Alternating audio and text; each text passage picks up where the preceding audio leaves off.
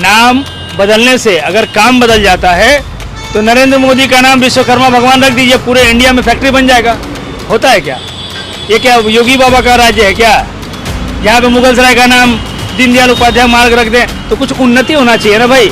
नाम बदलने से काम होता तो मेरा नाम शाहरुख खान रख दीजिए, जवान पिक्चर का सारा पैसा मेरे पास आ जाए। फेविकॉल और साथ में डेंड्राइट और साथ में फेविक्विक का जोड़ है, ये तीनों का मिश्रण है और इसका जो जोड़ होगा ना, इसके बने हुए इंडिया गठबंधन कहीं से भी लीक या टूटने वाले नहीं है। ये अंग्रेजों की गाली है तो मोदी जी को सबसे पहले जेल में डाल दीजिए, क्योंकि मोदी जी ने भी जोर जोर से कहा था 2014 के पहले इंडिया स्टेडियम से वो नारा लगवा रहे थे। G20 ऐसा बिल्कुल भी नहीं है कि मोदी जी की वजह से आया है या फिर भाजपाइयों की वजह से आया है।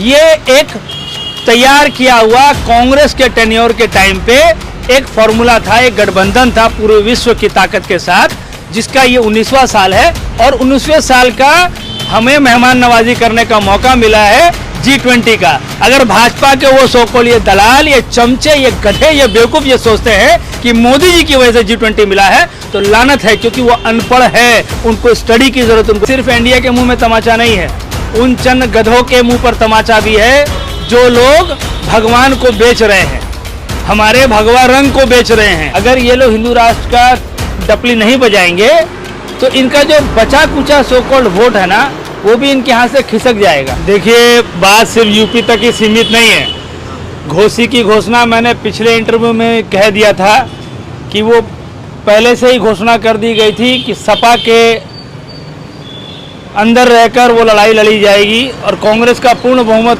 के साथ समर्थन रहेगा, और वही साबित हुआ। पहले भी वो सीट सपा की थी और उसके बाद इंडिया गठबंधन जिस तरीके से तैयार हुआ उसका जीता जागता मिसाल आपको घोसी में देखने को मिला होगा। और आपने देखा होगा केरला में भी हमारे युवा साथी चांडी ओमान भाई हमारे, वो भी जीत कर आए वहाँ अच्छे वोटों से।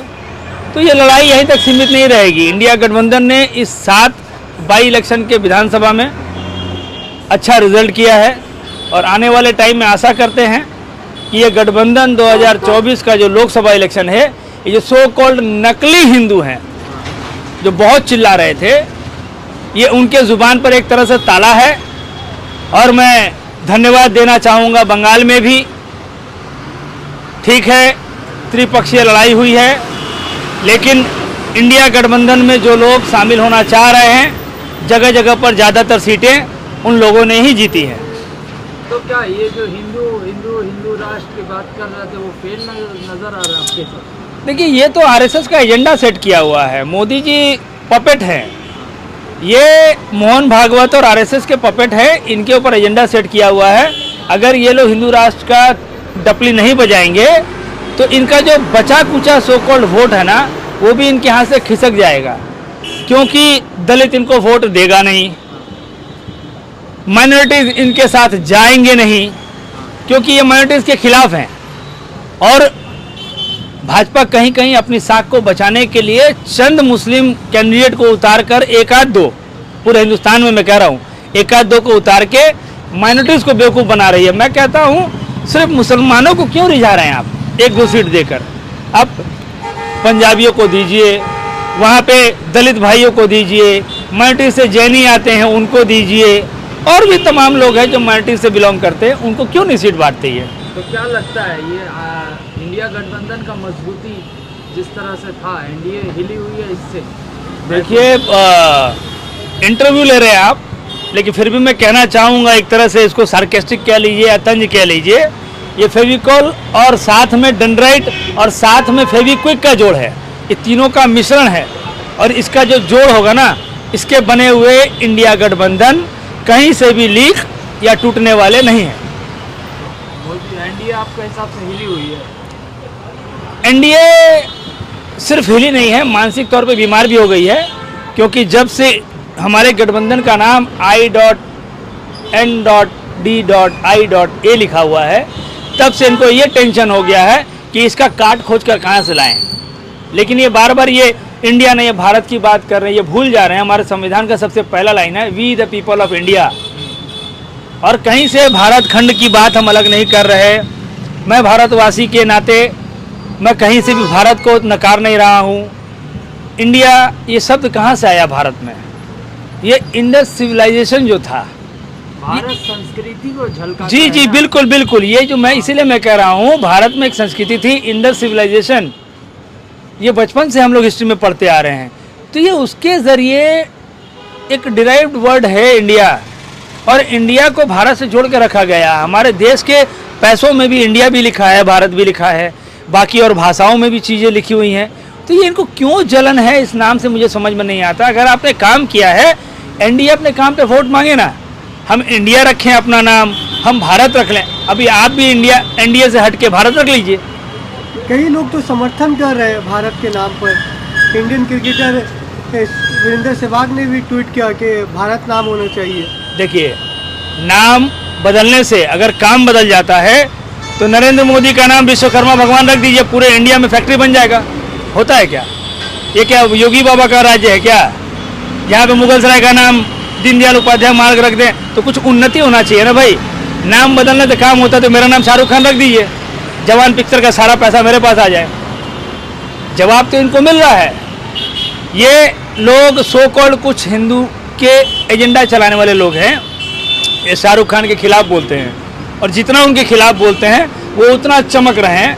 उनका नया पिक्चर भी बहुत एकदम सवाब पे है। तो जवान का जो मैसेज था, एक बड़ा मैसेज था, तो उसमें कैसे देखते हैं पूरे मैसेज? उन्होंने कहा है कि वोट अगर आप देने जाएंगे तो पहले आप उनसे सवाल करें, 5 साल हमारे लिए वो क्या करेंगे।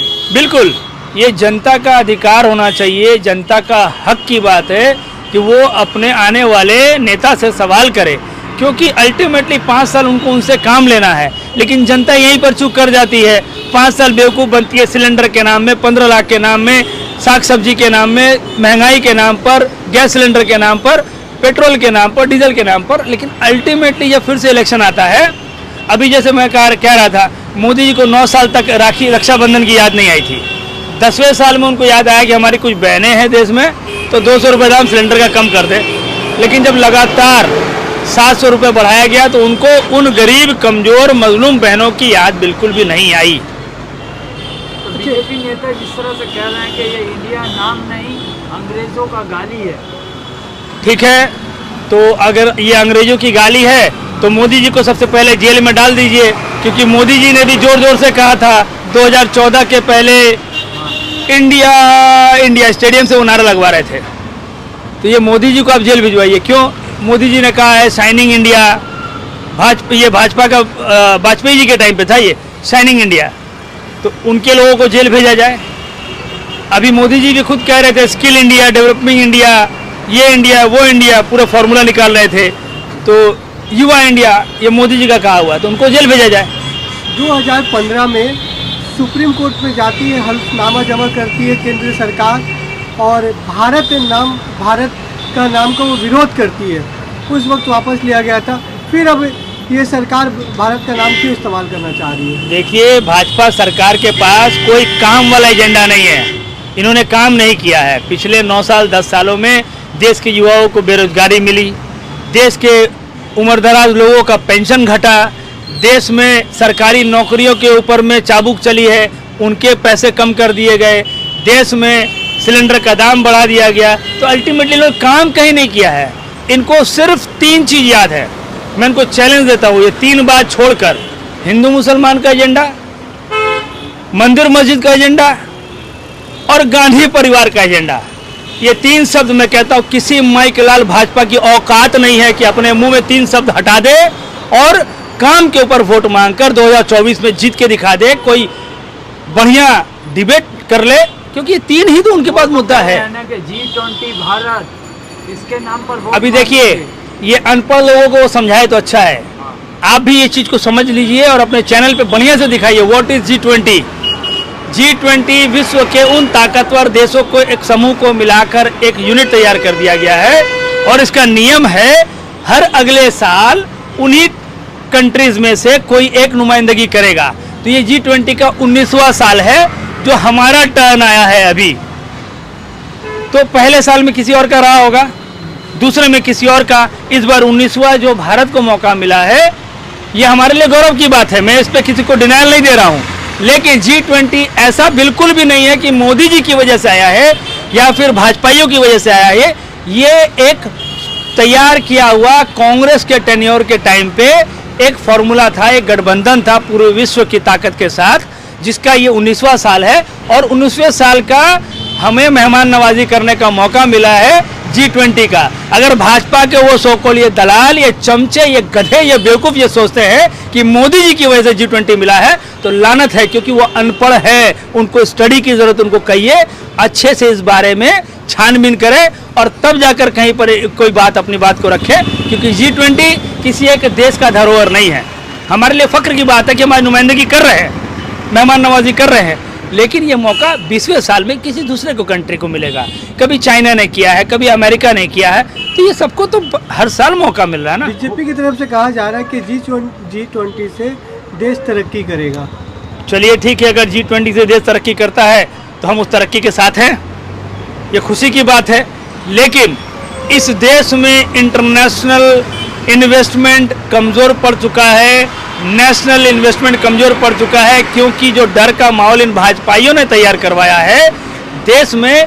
G20 कर लीजिए या फिर पूरे विश्व के पार्टियों के साथ, विश्व के सरकारों के साथ आप मीटिंग कर लीजिए, जब तक आप देश में डेवलपमेंट की बात नहीं करेंगे, उनको प्रोविज़न नहीं देंगे, उनको काम करने का रास्ता नहीं देंगे और देश में शांति नहीं आएगी, तो वो देश कभी भी डेवलपमेंट नहीं कर सकती है।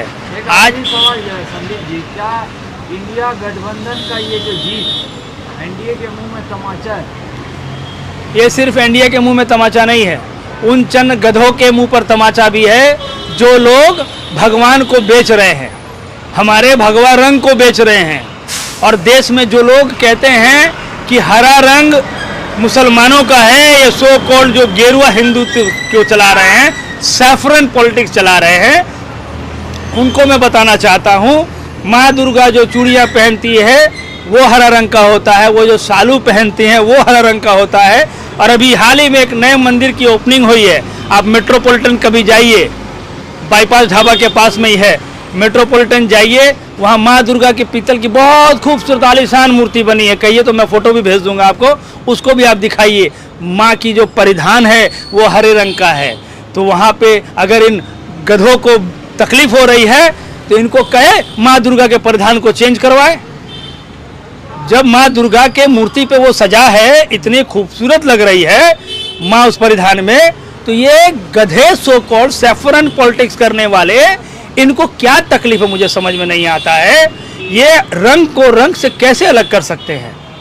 इनके खिलाफ हमारी ये मुहिम जो है ये बदस्तूर जारी रहेगी। 7 सीटों पर चुनाव हुआ उत्तर प्रदेश, पूरे यूपी में, पूरे हिंदुस्तान में, उसमें 3 एनडीए के मतलब सर खाते में आया और 4 इंडिया के खाते में आया। देखिए क्या है, ये जो इंडिया कहा जा रहा था तो कि 7 में 7 सीट बीजेपी हासिल करेगी, मतलब इंडिया हासिल करेगी। नहीं, कहा तो जा रहा है कि मोदी जी सारे सीटों पर खुद ही काबिल हैं, तो मैंने कहा है भाई अगर है हिम्मत तो हिंदुस्तान के सारे लोकसभा में उनको लड़वा दिया जाए, उनको समझ में आ जाएगा वो कितने काबिलियत रखते हैं।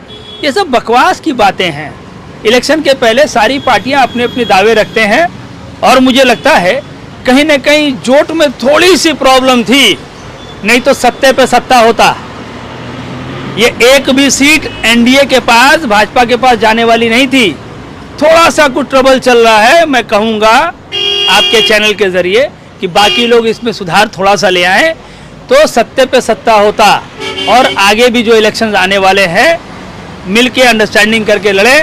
भाई आपसी सामंजस्य बनाना होगा ना, अंडरस्टैंडिंग की बात है, तब जाकर ये गठबंधन और क्लैरिटी लेकर आ जाएगा। वो थोड़ा सा हो जाएगा तो एक भी सीट भाजपा जीतती हुई मुझे नहीं दिखती है, क्योंकि अगर 65% पोल कांग्रेस और इंडिया गठबंधन के हक में जा रहा है और राहुल जी कितनी खूबसूरती से लालू प्रसाद यादव के साथ उनके घर पे बिरयानी पका रहे हैं और लद्दाख जा रहे हैं बाइक के साथ, युवाओं के साथ मिल रहे हैं, तो एक मैसेज है, एक फ्लेक्सिबिलिटी है, उनके अंदर में एक टेम्परामेंट है कि सबको जोड़ना है, सबको साथ लेके आना है, उनको बिल्कुल भी परहेज नहीं है। इसलिए इंडिया गठबंधन will do too good in coming elections.